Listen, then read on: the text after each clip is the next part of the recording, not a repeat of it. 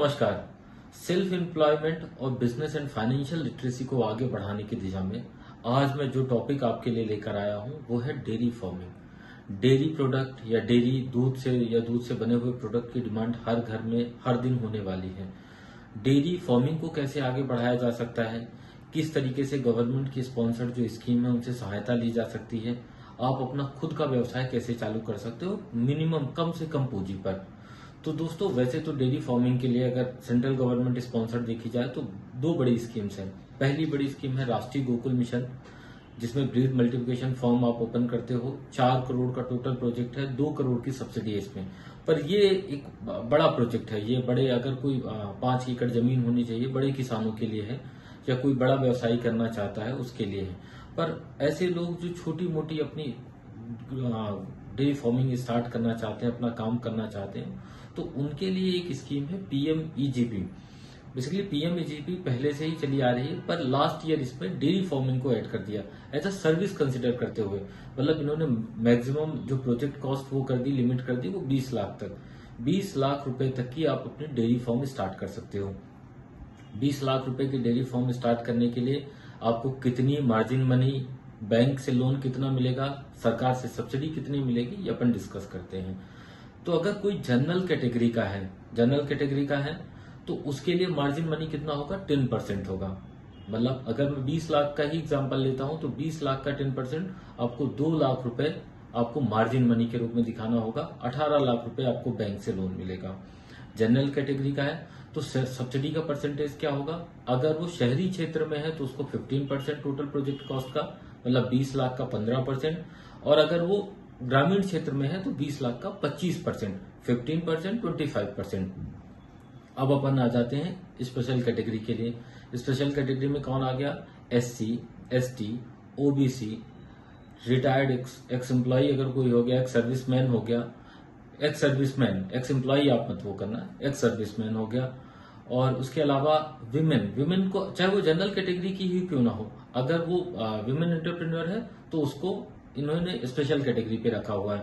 उसके अलावा एक लिस्ट है में और 2-4 उसमें कैटेगरी है, जैसे माइनॉरिटीज हो गए, ये भी स्पेशल कैटेगरी पे इन्होंने रखा है। इनके लिए मार्जिन मनी का परसेंटेज 5% रखा है। मतलब टोटल प्रोजेक्ट कॉस्ट का 5% आप दोगे, 95% आपको बैंक लोन देगा। 20 लाख का है तो 20 लाख का 5% कितना हो जाएगा, 1 लाख रुपए, 19 लाख रुपए आपको बैंक से लोन मिल जाएगा। और इनके लिए सब्सिडी का परसेंटेज क्या होगा, सब्सिडी का परसेंटेज होगा अगर शहरी क्षेत्र में है तो 25%, ग्रामीण क्षेत्र में है तो 35%। मतलब 20 लाख का अगर ग्रामीण क्षेत्र में है तो 35% कितना हो जाएगा, 7 लाख रुपए। शहरी क्षेत्र में हो तो 25% हो जाएगा आपका 5 लाख रुपए। सरकार इतनी सहायता देने वाली है आपको। अब आप 20 लाख का प्रोजेक्ट है तो आप इसमें कैसे इसको बाइफरकेट कर सकते हो भाई। आप अगर आप अपना डेयरी फार्म बनाओगे तो आपको शेड बनाने की जरूरत पड़ेगी, तो आप इसमें शेड भी बना सकते हो। आप इसमें जो भी आप गाय या भैंस खरीदते हो आप वो भैंस खरीद सकते हो। और आपको इसके ऑपरेशन के लिए, मतलब डे टू डे खर्चों के लिए कि आप भूसा खरीद कर लेकर आओगे, सप्लाई करने के लिए लेकर जाओगे, अपना दूध लेकर जाओगे, तो आपको डे टू डे ऑपरेशन के लिए आपको कुछ पैसों की जरूरत होगी। इसके लिए आप वर्किंग कैपिटल भी ले सकते हो। मतलब टर्म लोन और वर्किंग कैपिटल दोनों साथ में लिए जा सकते हैं। टोटल प्रोजेक्ट कॉस्ट में टर्म लोन और वर्किंग कैपिटल दोनों को इंक्लूड किया जा सकता है। बस ध्यान देने वाली बात यह है कि आपकी वर्किंग कैपिटल 60% से ज्यादा नहीं हो सकती है। जैसे 20 लाख का प्रोजेक्ट है तो आप ऐसा नहीं कि आप 15 लाख रुपए वर्किंग कैपिटल ले लो, 5 लाख रुपए आप कैपिटल, 60-40 का रेशो होना चाहिए। तो ये बात मुझे लगता है क्लियर हो गई। अब इसके लिए एलिजिबल कौन होगा और क्या क्राइटेरिया होगा, तो इसके लिए कोई भी इंडिविजुअल अप्लाई कर सकता है। इसके लिए एज का रिस्ट्रिक्शन, बैंकर नॉर्मली 60 प्लस को लोन नहीं देते, तो अवॉइड करो कि 60 प्लस अगर कोई है तो आप लोन के लिए अप्लाई मत करो।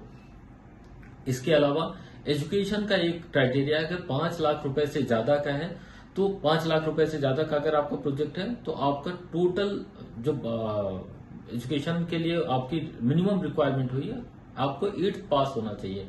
कोई भी 8th पास हो तो ही वो 5 लाख रुपए से ऊपर ज्यादा का लोन अप्लाई कर सकता है। इसके लिए अप्लाई करने के लिए क्या होगा, आपको पीएमईजीपी के पोर्टल पर जाकर आपको एक अपनी प्रोजेक्ट रिपोर्ट, किसी भी सीए, किसी फाइनेंशियल कंसल्टेंट से आप अपनी रिपोर्ट बनवा लो। उस रिपोर्ट को आप पीएमईजीपी पोर्टल पे या जो भी वहाँ एमपी ऑनलाइन या जो भी लोग काम करते हैं, आप उसको नॉर्मल फी पे करके आप अप्लाई कर सकते हो। जिस भी बैंक में आप लोन लेना चाह रहे हो, आप एक बार उनसे मुलाकात कर लो, उनसे बात कर लो कि मैं लोन अप्लाई करना चाहता हूँ, मेरी ऐसी रिक्वायरमेंट है, मैं टोटल प्रोजेक्ट कितना होगा, जो भी आपने प्रोजेक्ट डिसाइड किया कि मैं 15 लाख 10 लाख 20 लाख जितने का भी आप बनाना चाहते हो, बैंक से आप एक बार डिस्कस जरूर करो। बैंक के पास जाओ, एमपी ऑनलाइन या एमपी पीएमईजीपी की साइट से आप खुद से भी या किसी के माध्यम से आप अप्लाई कर सकते हो। बैंक के पास केस पहुंचते, जब आप अप्लाई करते हो वो केस स्टेट नोडल एजेंसी के पास जाता है, वो वहां से फॉरवर्ड करते हैं बैंक के पास। बैंक आपकी वायबिलिटी, आपकी सिबिल स्कोर, आपके लैंड डिटेल्स, अगर आप ग्रामीण क्षेत्र से हो तो आपको वो चेक करता है, शहरी क्षेत्र में हो तो आप कहाँ लगाने वाले हो, कहाँ बेचने वाले हो, आप बेसिक इन्फॉर्मेशन आप बैंक के पास लेकर जाओ और बैंक के पास आप अपनी सारी चीजें को रखो। नॉर्मली बैंक लोन कर रहे हैं। अगर मैं आपको अपना व्यक्तिगत अनुभव बताऊं तो जितने भी बैंक हैं, चाहे वो नेशनलाइज बैंक हो, इनफैक्ट प्राइवेट सेक्टर्स के भी कई सारे बैंक हैं जो पीएमईजीपी में डेयरी फार्मिंग कर रहे हैं और आगे प्रमोट कर रहे हैं किसानों को करने के लिए। तो बैंकर के साइड से प्रॉब्लम नहीं है, गवर्नमेंट के साइड से प्रॉब्लम नहीं है, करना केवल आपको होगा। तो पीएमईजीपी में आप अपनी डेयरी स्टार्ट कर सकते हो। अगर आपको कभी भी कोई भी जरूरत समझ में आती है, आपको कोई भी क्वेश्चन होता है तो आप मुझसे पूछो, मैं और डिटेल में आपको बताने की कोशिश करूंगा।